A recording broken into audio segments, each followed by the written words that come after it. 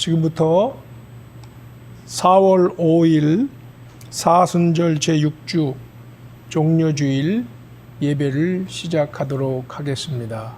다 함께 조용한 기도를 드리겠습니다.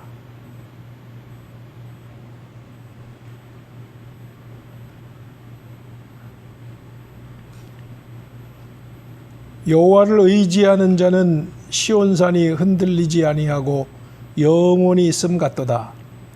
산들이 예루살렘을 두름과 같이 여호와께서 그의 백성을 지금부터 영원까지 두루시리로다. 악인의 규가 의인들의 땅에서는 그 권세를 누리지 못하리니 이는 의인들로 하여금 죄악에 손을 대지 아니하게 함이로다. 여호와여, 선한 자들과 마음이 정직한 자들에게 선대하소서. 자기의 굽은 길로 치우치는 자들은 여호와께서 죄를 범하는 자들과 함께 다니게 하시리로다. 이스라엘에게는 평강이 있을지어다. 아멘. 찬송 458장 부르시겠습니다.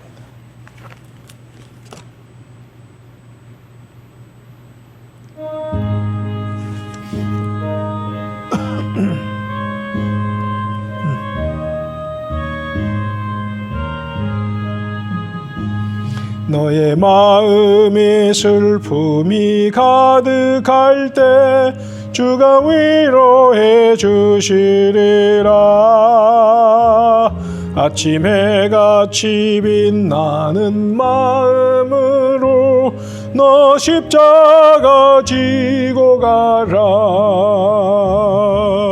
참 기쁜 마음으로 십자가 지고 가라. 내가 기쁘게 십자가 지고 가면 슬픈 마음이 위로받네.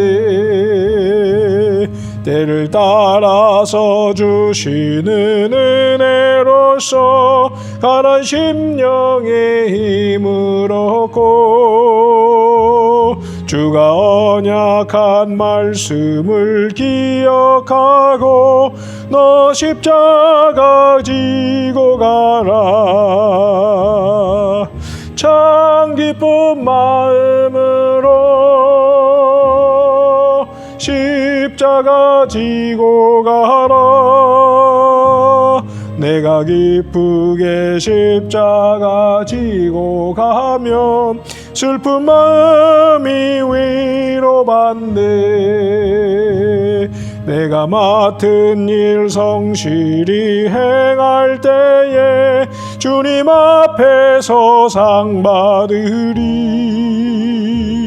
주가 베푸신 은혜를 감사하며 너 십자가 지고 가라. 참 기쁜 마음으로 십자가 지고 가라. 내가 기쁘게 십자가 지고 가면 슬픈 마음이 위로받네. 다 함께 기도드리겠습니다. 사랑과 은혜가 충만하신 하나님, 시국이 어수선한 때를 보내다 보니 어느덧 사순절 시간도 다 지나고 오늘 종료주일을 맞이하고 고난주간이 시작되었습니다. 한 달 이상 바이러스 사태로 인해서 여전히 방송 예배를 드리게 된 우리는 말 그대로 마음고생하며 고난주간을 보내게 되었습니다. 그럼에도 우리의 마음을 모아 영상으로나마 하나가 되어 예배를 드릴 수 있도록 건강과 신앙과 모든 조건을 허락해 주심을 감사드립니다. 그러나 한편으로 우리는 진심으로 회개의 마음을 드립니다. 나라들은 서로 책임의 소재를 따지며 갈등하고 있지만 하나님 백성으로서 우리는 하나님 앞에 이 모든 책임이 우리에게 있음을 깨닫고 회개의 마음을 드립니다. 우리 자신의 생활이 얼마나 정결하지 못하고 또 검소하지 못했고 규모가 없이 살아왔는지 돌아봅니다. 교회와 성도들이 앞장서서 모범적으로 사회의 빛과 소금이 역할을 했더라면 이러한 일들이 벌어지지 않았으리라 생각하며 그렇게 살지 못한 것으로 인해서 더욱 마음이 죄송할 뿐입니다. 이런 우리의 잘못된 태도와 행실을 용서해 주시옵소서. 이제라도 먹고 입고 생활하는 데 있어서 하나님 백성답게 경건하고 본이 되는 삶을 살 수 있도록 결단하며 회개에 합당한 열매를 거두게 하옵소서. 나아가 이러한 믿는 교회와 성도들의 변화가 우리 사회와 나라를 새롭게 성숙시키고 바람직한 방향으로 나아가게 하는데 길잡이가 되게 하시옵소서. 무엇보다 속히 이 나라에서 바이러스의 공격이 멈추게 하시고 다시 우리나라와 백성들의 안정과 회복의 길이 열리게 도와주옵소서.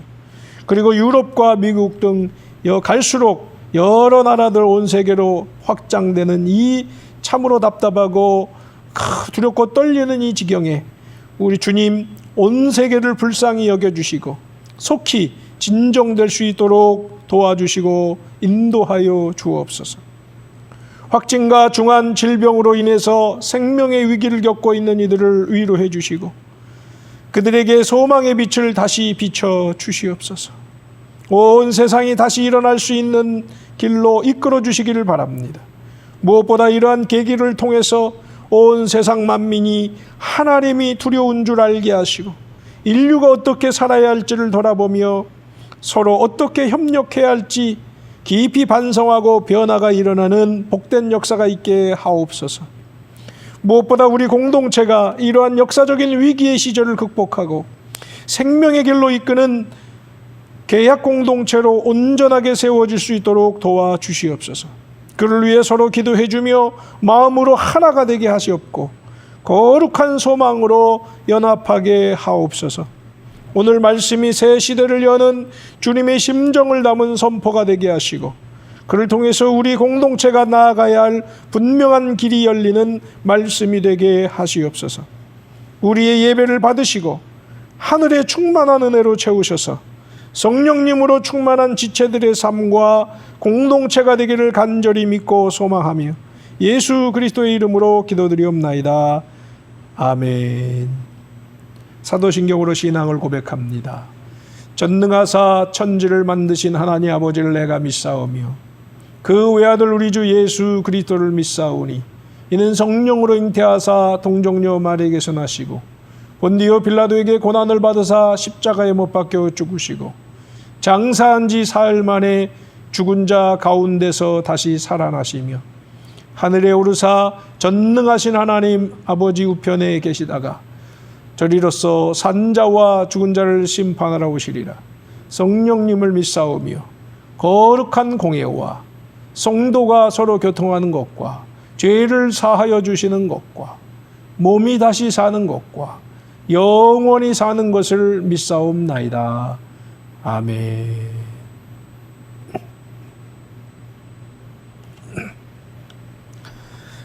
하나님의 말씀 우리 함께 봉독할 때에 하나님의 말씀은 요한계시록 14장 1절부터 13절 말씀입니다. 요한계시록 14장 1절부터 13절 말씀 제가 봉독해 드리겠습니다. 또 내가 보니 보라 어린 양이 시온산에 섰고 그와 함께 14만 4천이 서 있는데 그들의 이마에는 어린 양의 이름과 그 아버지의 이름을 쓴 것이 있더라. 내가 하늘에서 나는 소리를 들으니 많은 물소리와도 같고 큰 우레소리와도 같은데 내가 들은 소리는 검은고 타는 자들이 그 검은고를 타는 것 같더라. 그들이 보호자 앞과 네 생물과 장로들 앞에서 새 노래를 부르니 땅에서 속량함을 받은 14만 4천 밖에는 능히 이 노래를 배울 자가 없더라. 이 사람들은 여자와 더불어 더럽히지 아니하고 순결한 자라. 어린 양이 어디로 인도하든지 따라가는 자며 사람 가운데에서 속량함을 받아 처음 익은 열매로 하나님과 어린 양에게 속한 자들이니 그 입에 거짓말이 없고 흠이 없는 자들이더라. 또 보니 다른 천사가 공중에 날아가는데 땅에 거주하는 자들 곧 모든 민족과 종족과 방언과 백성에게 전할 영원한 복음을 가졌더라. 그가 큰 음성으로 이르되 하나님을 두려워하며 그에게 영광을 돌리라. 이는 그의 심판의 시간이 이르렀음이니 하늘과 땅과 바다와 물들의 근원을 만드신 이를 경배하라 하더라. 또 다른 천사 곧 둘째가 그 뒤를 따라 말하되 무너졌도다 무너졌도다 큰 성 바벨론이요 모든 나라에게 그의 음행으로 말미암아 진노의 포도주를 먹이던 자로다 하더라. 또 다른 천사 곧 셋째가 그 뒤를 따라 큰 음성으로 이르되 만일 누구든지 짐승과 그의 우상에게 경배하고 이마에나 손에 표를 받으면 그도 하나님의 진노의 포도주를 마시리니 그 진노의 잔에 섞인 것이 없이 부은 포도주라. 거룩한 천사들 앞과 어린 양 앞에서 불과 유황으로 고난을 받으리니 그 고난의 연기가 세세토록 올라가리로다. 짐승과 그의 우상에게 경배하고 그의 이름표를 받는 자는 누구든지 밤낮 쉼을 얻지 못하리라 하더라. 성도들의 인내가 여기 있나니 그들은 하나님의 계명과 예수에 대한 믿음을 지키는 자니라. 또 내가 들으니 하늘에서 음성이 나서 이르되 기록하라. 지금 이후로 주 안에서 죽는 자들은 복이 있도다 하시매 성령이 이르시되 그러하다 그들이 수고를 그치고 쉬리니 이는 그들의 행한 일에 따름이라 하시더라. 아멘.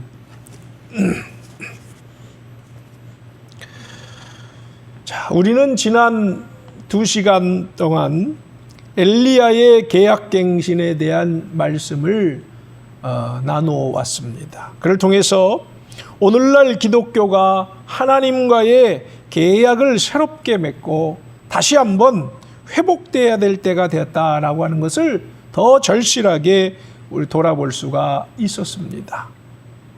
자, 그런데 한편 오늘과 다음 주는 특별히 우리가 절기 중에 종려주일과 또 부활절입니다. 오늘 종려주일로 시작해서 고난주간이 한 주간 시작이 됩니다.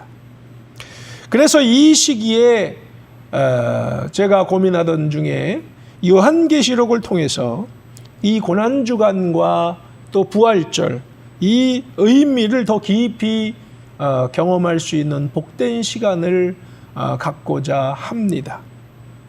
특히 평소에 요한계시록은 사실 잘 다루지 않고 저도 마찬가지였습니다만은 제가 특별히 이 시간 2시간 동안 다루고자 하는 것은 현재 전 세계적으로 코로나 바이러스 팬데믹 현실 속에서 일어난 2가지 현상 때문입니다. 그런데 이 2가지 현상은 알고 보면 그 본질은 하나다라고 하는 겁니다. 그 첫째 이유가 무엇이냐면 우리나라 바이러스 확산의 주범으로 알려진 이 신천지의 왜곡된 종말론 때문에 수많은 사람들이 그로 인해서 호도되고 있고 너무도 그로 인해서 가슴 아픈 현실을 보는 것입니다. 이단이나 사이비들이 주로 사용하는 이런 종말론에 저는 개인적으로 깊이 분개하고 있습니다. 자, 둘째 이유는 뭐냐면 정통 기독교 역시 현재 일어나고 있는 이 팬데믹 현실과 그리고 이와 관련해서 교회가 예배를 제한받고 여러 가지 장애들이 생기고 부담을 갖게 되는 이런 문제들로 인해서 박해를 서서히 언급하기 시작합니다. 그리고 종말의 때가 왔다라고 하는 선언들이 갈수록 극성을 보이기 시작하는 것입니다.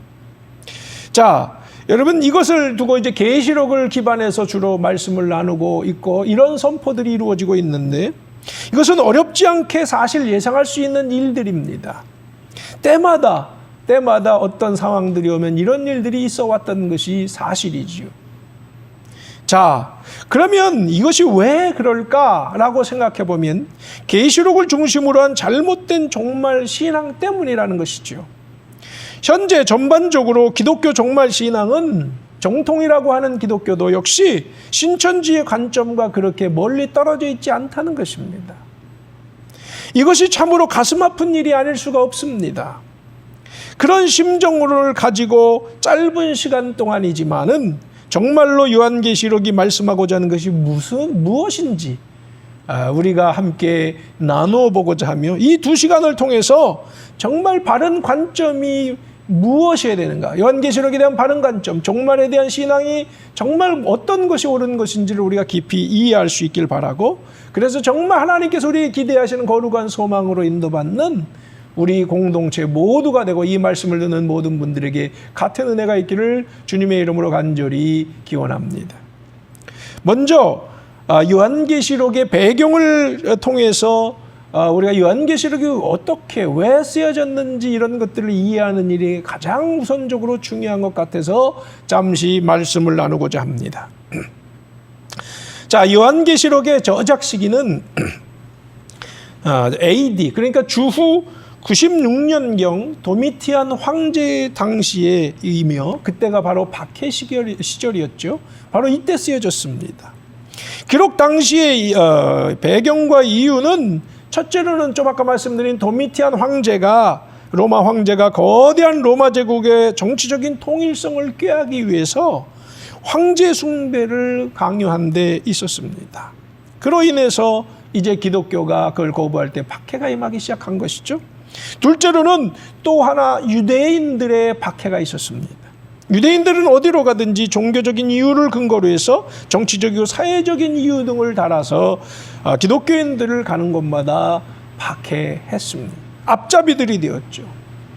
자, 요한계시록의 그래서 기록 목적은 사도 요한이 자신의 순회 목회지인 소아시아 7교회의 회람용을 한 서로 교회들마다 나누어서 읽으면서 은혜를 받게 하는 것을 회람용으로 하는 것인데요. 자, 그래서 여러 편의 설교들이 요한계시록에는 있습니다. 그것을 모아놓은 하나의 설교 모음집과 같은 것이 요한계시록이다라고 하는 겁니다. 황제를 주와 하나님으로 숭배하라는 로마 통치에 반대한 기독교인들, 이들에 대한 박해로 많은 성도들이 붙들려서 로마로 압송되어 가고 순교를 당하던 시절이지요. 사도 요한도 박해로 인해서 반모섬이라는 곳에 유배되어 있는 상태였고, 고난과 박해와 순교의 상황이었던 성도들에게 그래서 그들과 공감하며 위로하고 그들에게 격려의 편지를 쓴 것입니다. 요한계시록이 지향하고 있는 궁극적인 목표는 주님의 심판을 통한 사탄의 궁극적인 소멸, 그리고 불의의 세력이 더 이상 힘을 행사하지 못하는 새로운 세계가 건설될 것이라고 하는 그러한 궁극적 목표를 선언해 주는 것이었습니다. 그러니 계시록의 목표는 세상의 멸망이 아니라, 여기서 우리가 잘 정리해야 되는데, 요한계시록의 목표는 세상의 멸망이 아닙니다. 그것이 아니라 악의 세력의 멸망입니다. 따뜻하 악의 세력의 멸망. 그렇습니다. 세상의 멸망이 아니라 악의 세력의 멸망을 선언하고 있는 것이고, 이것은 다른 성경에서 말씀하는 내용과 일치하는 것입니다. 세상의 말세론과 성경의 종말의 목표는 분명하게 여기서 다르다는 것을 우리는 이 시간 가슴에 새겨야 할 것입니다. 이것을 바로 분별해야 된다는 것이죠. 기록 방법은 박해 때에 주로 사용하던 묵시문학이라는 것입니다. 우리 따라합시다. 묵시문학. 묵시문학이라는 용어를 우리는 계시록을 생각할 때마다 떠올려야 합니다. 자, 구약에도 묵시문학이 하나가 있는데 다니엘서가 대표적입니다. 묵시문학적인 내용은 성경 복음서나 에스겔이나 곳곳에 묵시문학적인 표현들은 많이 있지만 전체적으로 묵시문학으로 쓰여진 것은 구약에는 대표적으로 다니엘이고 이 신약에는 요한계시록이다, 이렇게 이해하시면 됩니다. 자, 이 묵시문학은 주로 언제 쓰여진 거냐 하면은 주전 2세기부터 주후 2세기까지, 그러니까 성경이 기록되고 나서도 100년이 더 지나서까지도 사실은 묵시문학은 한 400년 동안 이렇게 활개를 쳤었습니다. 그럼 왜 그랬냐?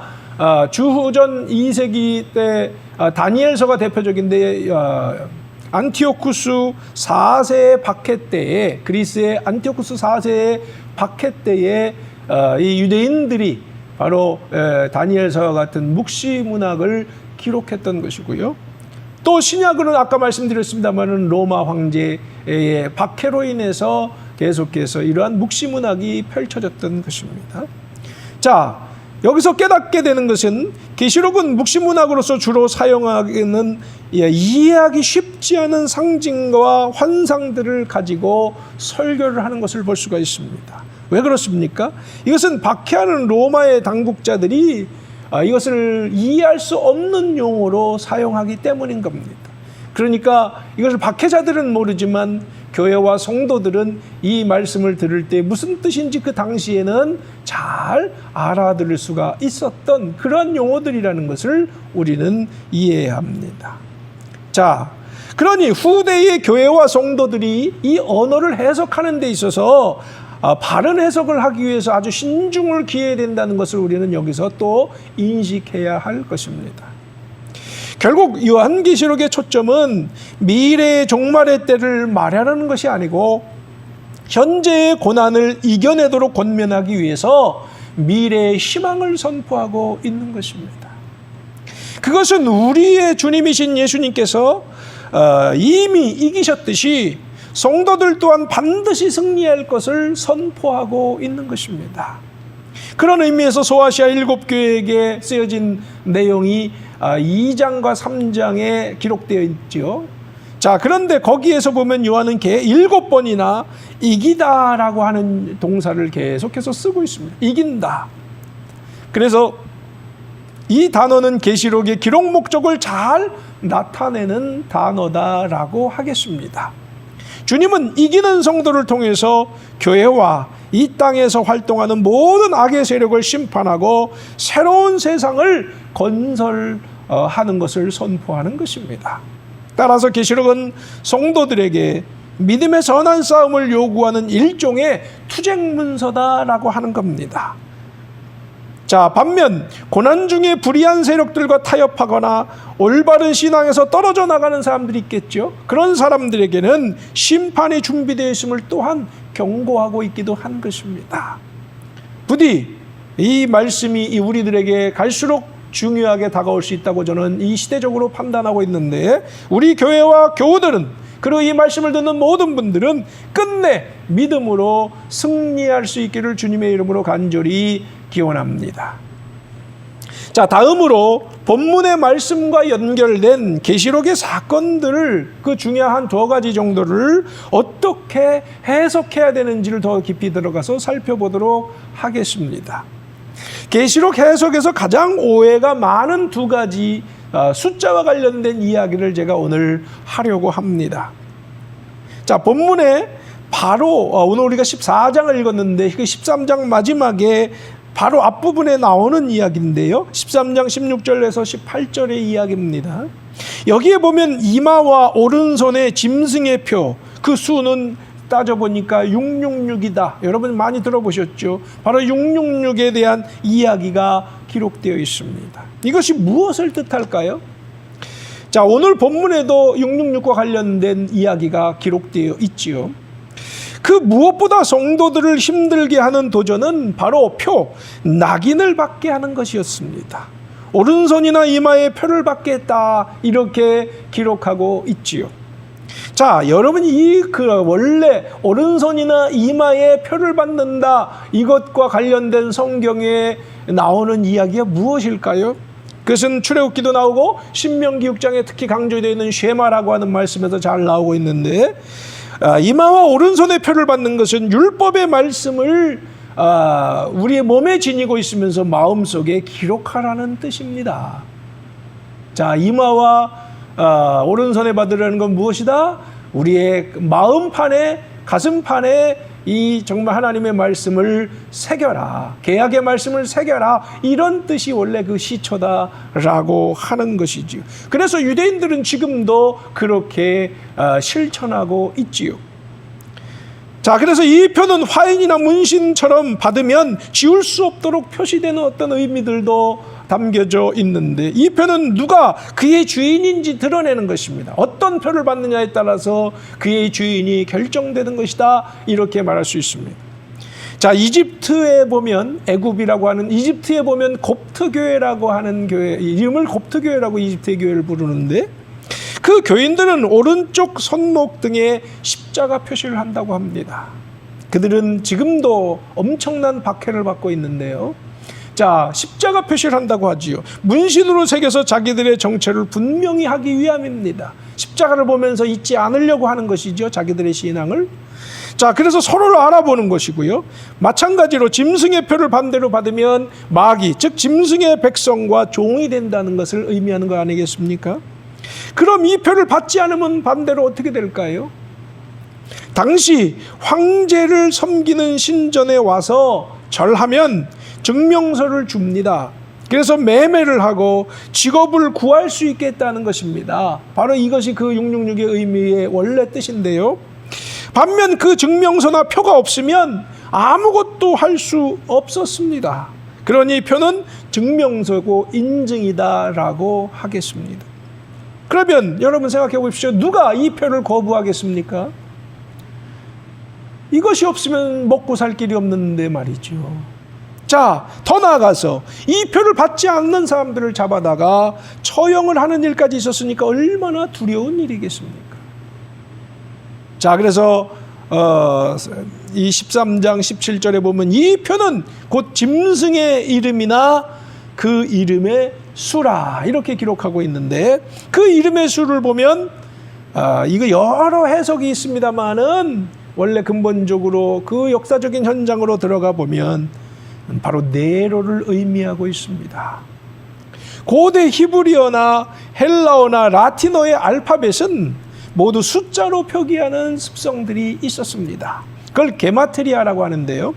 네로의 이름을 라틴어 숫자로 풀어보면, 그 당시 로마의 수가, 언어가 라틴어 아닙니까? 라틴어로 풀어보면 666이 된다는 것입니다.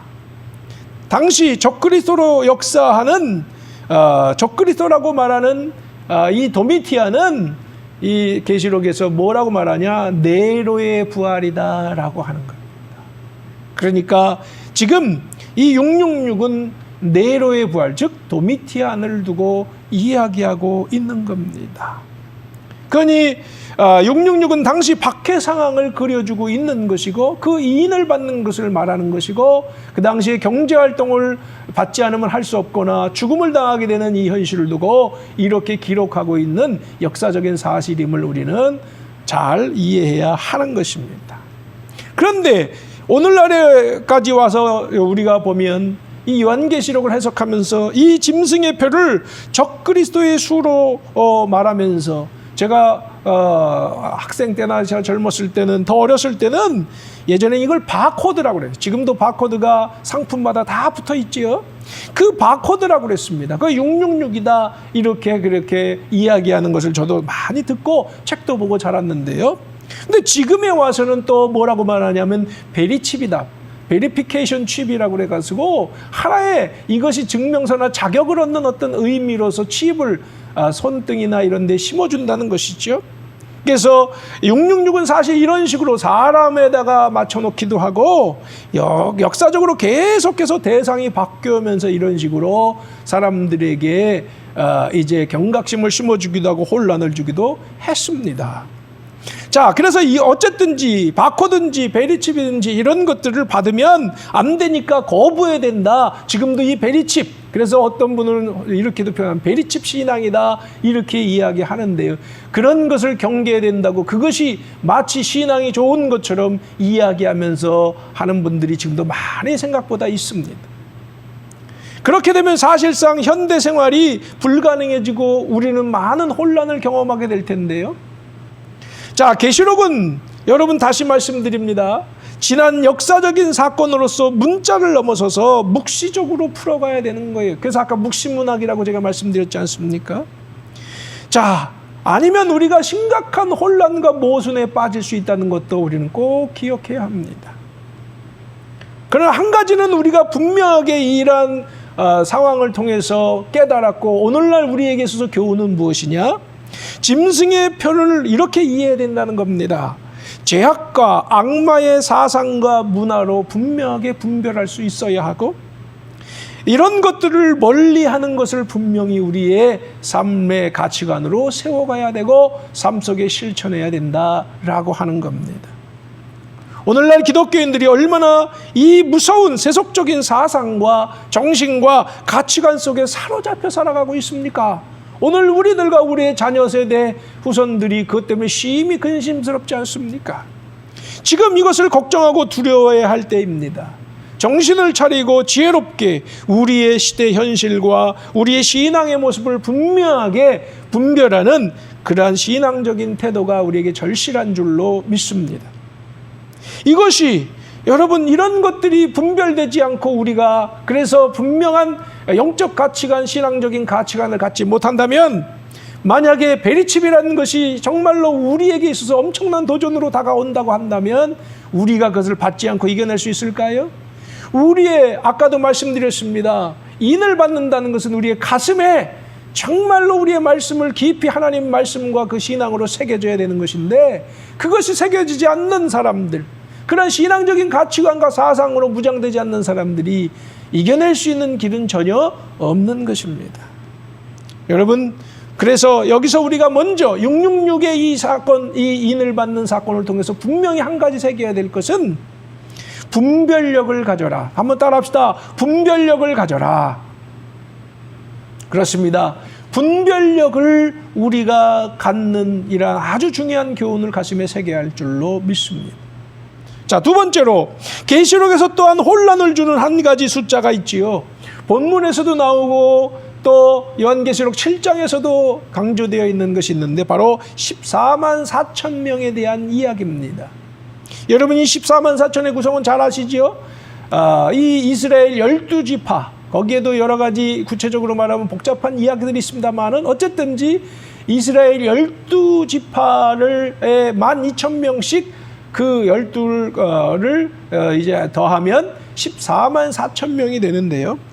자, 여기 이 이야기가 얼마나 지금 많은 혼란을 주고 있습니까? 특히 신천지와 같은 이단 사이비 단체에서는 이 수를 이용해서 여기에 들어가기 위해서 충성을 요구하는 행태를 보이고 있지요.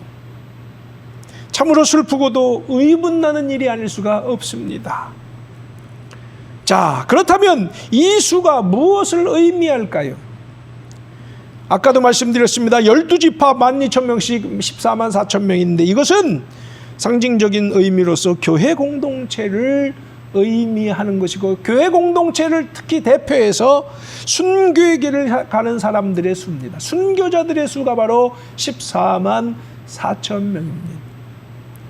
이것은 그리고 또 14만 4천이 지금 신천지나 이런 이단들 사이비들에서 말하는 것처럼 실제적인 수를 말하는 것이 아니고 묵시적이고 상징적인 수를 말하는 것입니다. 당시 황제 숭배를 거부하고 목숨을 걸고 신앙을 지킨 그리스도인들, 순교자들을 말하는 것이지요. 그들은 하나님의 인과 그리스도인의 인을 성령으로 받은 사람들이기 때문에 땅에서 핍박과 고난 속에서도 끝까지 짐승의 인을 받지 않았고 그로 인해서 고통스러운 생애와 죽음을 맞이할 수밖에 없었던 것입니다. 그러니 그들은 하늘에서 그들만이 부를 수 있는 새 노래를 깨닫게 될 것이고 그것으로 찬양할 수 있는 사람들이 될 것이라고 오늘 말씀하고 있는 것이죠. 그들은 이 땅에서 죄악을 타파하고 하나님 나라를 건설하기 위해서 생명을 바쳐 길을 닦아 놓았기 때문입니다. 자, 그러니 14만 4천을 두고 어떤 문자적인 수의 논리나 이단적인 가르침에 빠지지 말고 하나님 나라를 이루기 위해서 우리가 겪을 그 어떤 고난과 수고를 감수할 믿음의 결단을 하는 일이 얼마나 중요한지 모르겠습니다. 그래서 아까 666은 정말 우리가 이 시대적인 역사적인 그리고 성경적인 분별력을 가지고 오늘을 바라볼 수 있어야 된다면 이 14만 4천의 교훈은 무엇이냐? 그것은 십자가의 영성으로 우리가 무장해서 죽을 각오하며 무장해서 나아가는 신앙이 얼마나 지금 절실한가라고 하는 것을 교훈하고 있다고 깨달아집니다. 부디 그 신앙으로 무장하는 우리 공동체 모두가 되기를 주님의 이름으로 간절히 기원합니다. 마지막으로 오늘 세 천사에 대한 본문의 이야기가 나오는데요. 이 세 천사가 말하는 본문 선언을 통해 계시록의 주제가 무엇인지를 오늘 저는 여러분과 함께 공감하기를 바랍니다. 첫 번째로 공중을 날아가는 천사는 영원한 복음을 가지고 하나님께 경배하라 이렇게 외치고 있습니다. 여기서 영원한 복음이라는 것이 우리의 눈에 들어옵니다. 복음은 모든 사람이 동의하는 최고의 가치 아니겠습니까? 복음을 그래서 우리는 다른 말로 진리다 이렇게 말하는 거예요. 진리는 모든 사람이 이해할 수 있고 공감할 수 있는 것이 진리입니다. 그게 복음이지요. 그래서 영원한 것이 되지 않겠습니까? 예수님께서는 십자가 부활을 통해 새 계약의 복음을 이루신 줄로 믿습니다. 계약은 제가 누누이 말씀드립니다마는 태초부터 있었고 또 역사를 통치하는 하나님의 뜻이 바로 계약이 아닙니까? 그리고 예수님이 완전하게 세상 가운데서 실현되도록 길을 열어 놓으신 줄로 믿습니다. 그것이 바로 새 계약이 아닙니까? 이 계약만이 세상의 모든 죄악과 사탄의 권세를 이길 수 있는 줄로 믿습니다. 지금 기독교가 속히 회복해야 할 복음은 바로 이 새 계약의 복음 진리인 것입니다. 지금 여러분 세상이 교회를 얼마나 비판하고 무시하고 있습니까? 오늘날 뉴스를 통해서 물론 신천지 문제도 얽혀 있긴 합니다만은 교회가 참 많은 좋지 않은 소리를 듣고 있습니다. 단지 우리가 모이느냐 안 모이느냐 이 문제 이전에 교회의 명예와 그러한 모든 권위가 많이 실추되어 있음을 반증하고 있는 것입니다. 왜 그렇습니까? 그러면 그것은 그들을 진정으로 세상을 진정으로 섬기고 그들에게 생명력을 나눠줄 이 계약의 복음이 교회에서 온전히 선언되고 있지 않고 그 열매가 그래서 거두어지지 않고 있기 때문이라는 겁니다. 오늘날 교회가 선언하는 복음의 핵심이 뭡니까? 바로 영혼 구원의 복음 아닙니까? 영혼 구원 받고 천국 가자라고 하는 거 아닙니까? 그래서 지난번에도 제가 말씀드렸습니다마는 오늘날의 복음은 타계적이고 개인주의적이고 나 구원받았나 당신 구원받았나 우리가 이 구원만 따지지 않습니까? 개인주의적이고 또 거기다 하나 더 붙여서 기복적인 신앙의 틀을 벗어버리지 못하고 있습니다. 철저히 타계적이고 이기적인 신앙의 틀 아닙니까? 여러분 복음의 권세 이 성경에서 말하는 복음의 권세 너무도 이것은 약화되어 있고 축소되어 있는 거라고 말하지 않을 수가 없습니다. 여러분 이것은요 교회는 잘 모르는지 모르지만 세상이 먼저 알고 있는 겁니다. 그래서 우리가 여기서 다시 한번 각성하고 앞장서서 온전한 복음 정말 이 땅에 하나님의 나라를 실현하는 그 계약의 권세를 우리가 회복하고 그 복음을 들고 나아갈 때 하늘의 권세가 함께 해 주실 줄로 믿습니다. 더 나아가서 이제 두 번째 천사가 뒤따라가면서 이렇게 외치죠. 무너졌도다 무너졌도다 라고 하면서 큰 성 바벨론을 외치지요. 바로 바벨론 성이 무너졌다는 뜻입니다. 멸망을 선언하고 있지요. 여러분 바벨론 성이 얼마나 대단한지 아십니까? 바벨론 성의 둘레는 96km나 된다고 합니다. 96km. 높이가 100m를 육박합니다. 외벽과 내벽이 이중으로 되어 있고 그 두께는 30m나 된다고 합니다. 해자가 있습니다. 해자가 뭔가 물이 흐르고 있어서 접근하기도 쉽지가 않다는 것입니다. 한마디로 난공불락의 요새입니다. 이건 도저히 사람의 힘으로 극복할 수가 없는 정도. 무너지는 것이 기적이지요. 자, 그런데 놀라운 것은 이들이 무너진다는 겁니다. 세상의 모든 권세는 무한할 것 같지만요, 여러분 결국 무너지고 마는 줄로 믿습니다. 바벨론 성도 무너졌고 또 오늘 이 바벨론은 무엇을 상징합니까? 바로 로마 제국을 말하는 겁니다. 여러분, 역사상 가장 강력했던 나라가 어디냐라고 하면 그 누구나 아는 사람들은 로마 제국이었다라고 말하는 것. 그런데 로마 제국도 무너졌지요. 바로 바벨론은 로마 제국을 말하는 것이죠. 구약의 바벨론은 우상 숭배와 불신앙의 도시였습니다. 그런데 로마 역시 황제를 우상으로 섬기려고 하는 등 우상 숭배로 인해서 결국 진노의 포도주를 마시고 멸망에 이르게 되는 것이죠. 오늘날을 여러분이 말씀에 비춰서 돌아봅니다.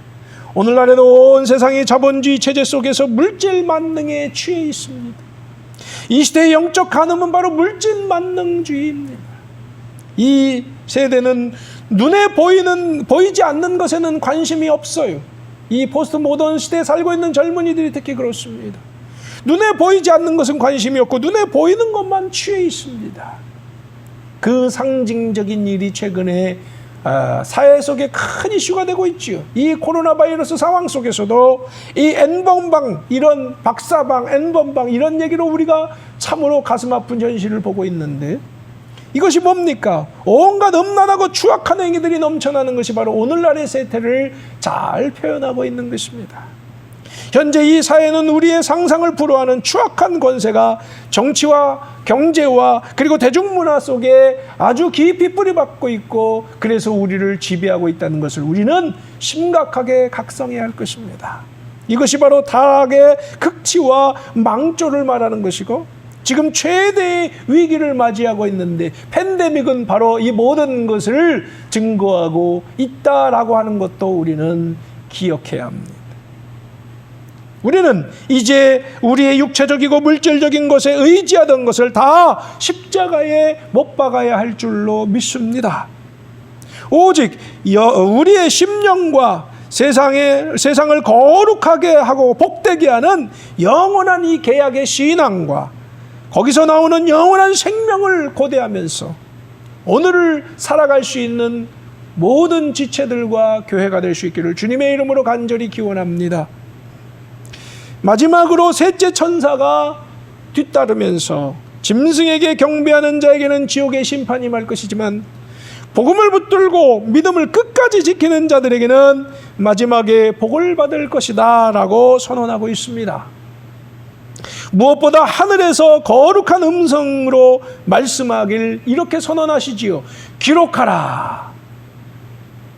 그러고 나서 무엇을 기록하라고 말씀합니까? 이 말씀이 13절인데 아주 중요한 말씀이지요. 지금 이후로 주 안에서 죽는 자들은 복이 있도다. 다시요. 지금 이후로 주 안에서 죽는 자들은 복이 있도다. 아멘. 문자 그대로 이것은요, 순교자가 되라고 하는 겁니다. 죽는 자가 복이 있으니 살려고 하지 말라는 것입니다.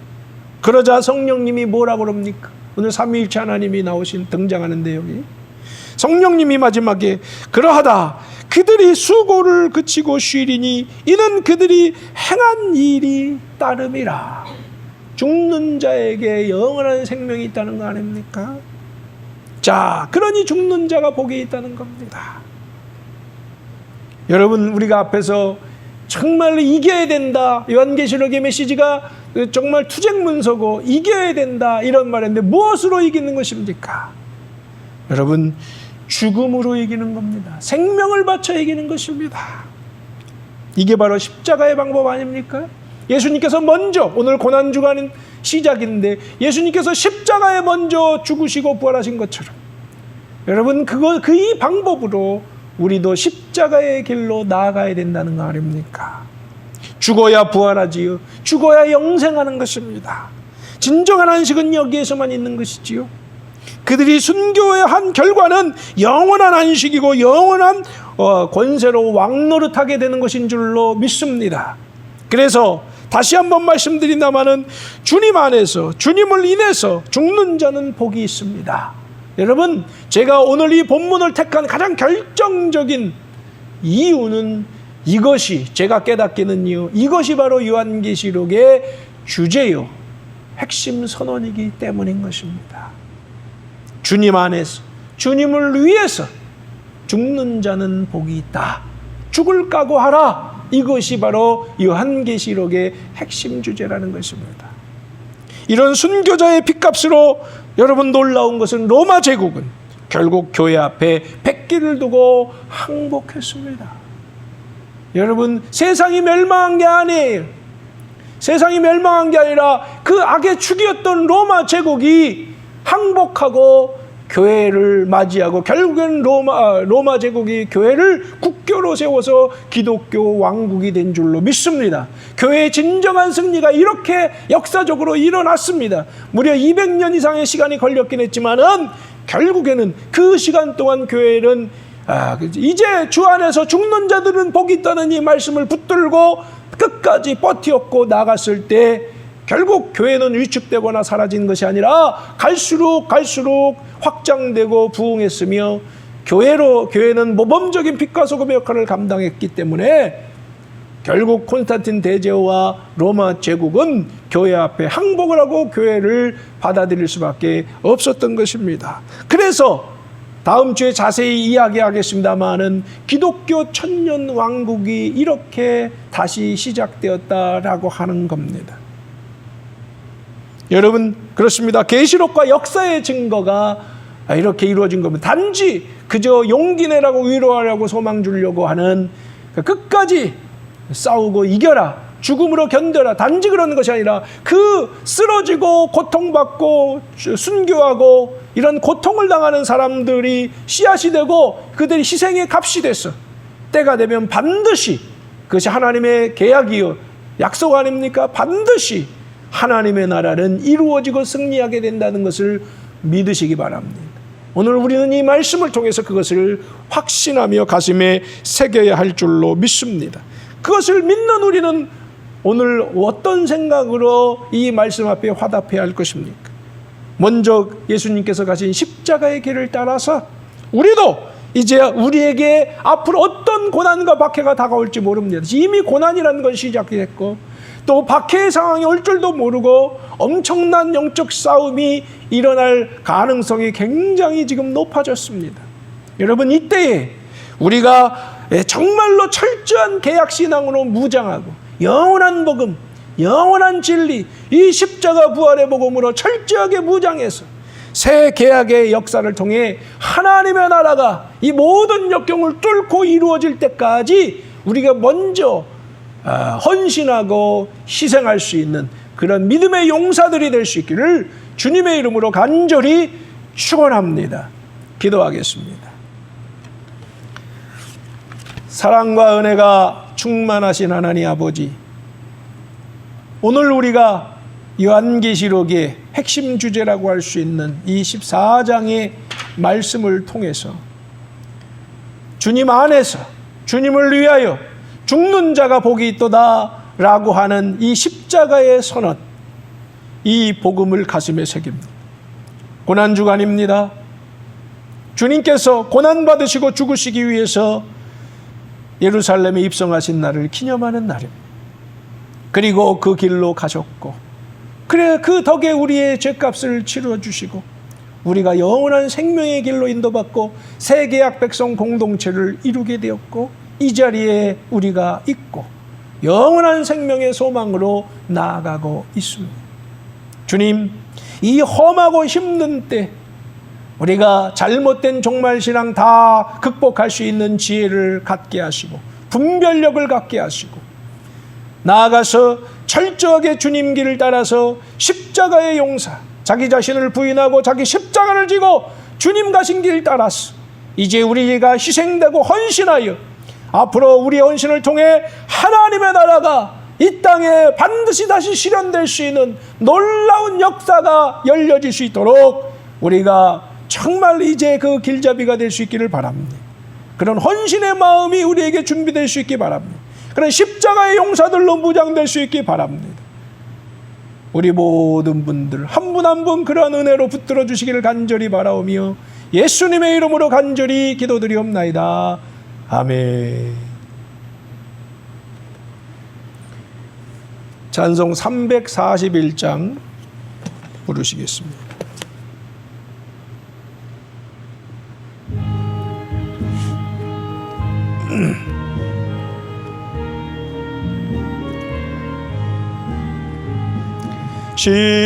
십자가를 내가 지고 주를 따라갑니다. 이제부터 예수로만 나의 법에 삼겠네.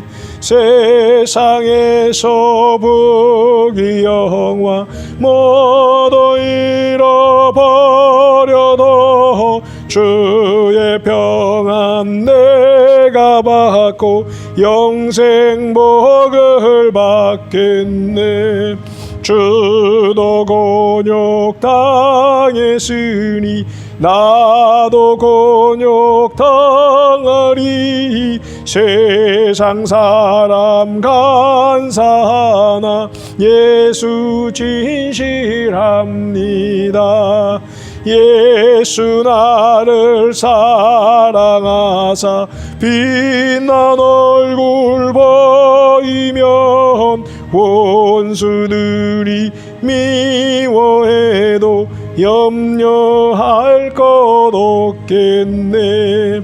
내가 배파 당할 때에 주의 품에 안기고 세상 고초 당할수록 많은 위로 받겠네.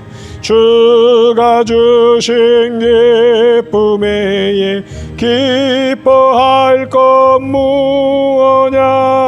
주가 나를 사랑하니 기뻐할 것뿐일세.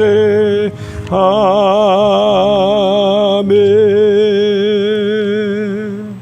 교회 소식 잠시 나눕니다.